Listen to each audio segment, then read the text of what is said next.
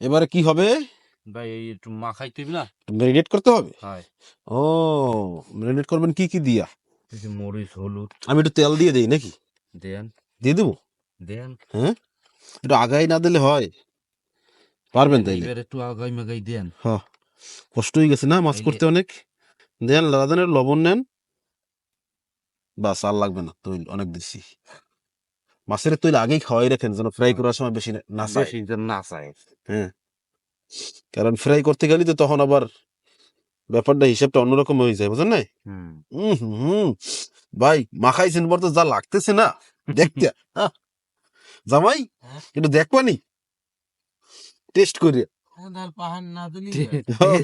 জামাই টেস্ট করে দেখতে কোন না, কালারটা যা হয়েছে হয় কেন খুয়াই দে। না, ম্যারিনেট হইতেছে ভরপুর আকারে। একটু পেঁয়াজ আর রসুনের পেস্ট হলে ভালো হইতো, যদিও আমরা সেই সময় পাই নাই আসলে, অ্যাকচুয়ালি যে কারণে আর হয়ে ওঠে নাই। যাক, সমস্যা নাই, এতেও হয়ে যাবে।